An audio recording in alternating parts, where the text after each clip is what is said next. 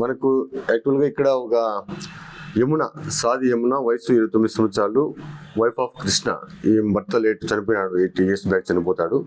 వీళ్ళది బొడ్డపాలెం విలేజ్, వైజాగ్ దగ్గర. ఈ మండలం వచ్చి ఆనందపురం మండలం వస్తుంది, వైజాగ్ దగ్గర.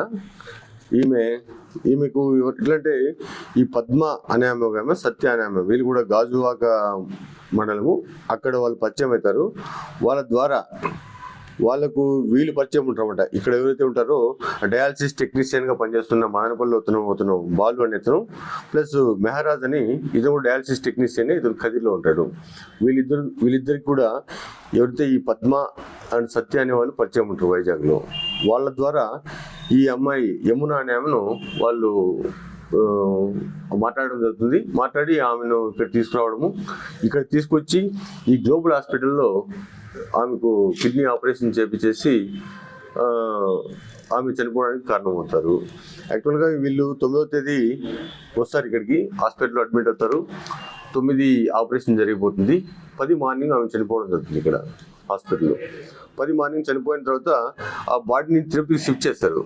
అక్కడ షిఫ్ట్ చేసి అక్కడ పంపించాలనే ఉద్దేశంతో బాడీని షిఫ్ట్ చేసి విషయము వాళ్ళ మదర్కి తెలియజేస్తారు. ఎవరైతే డిసీడ్ ఏమన్నా ఉందో వాళ్ళ మదర్కి చెప్తారనమాట. వాళ్ళ మదర్కి చెప్పి మీ అమ్మాయి ఇట్లా వచ్చింది, కిడ్నీ ఇది చేసుకుంది, చనిపోయింది ఇట్లా అని చెప్తారు.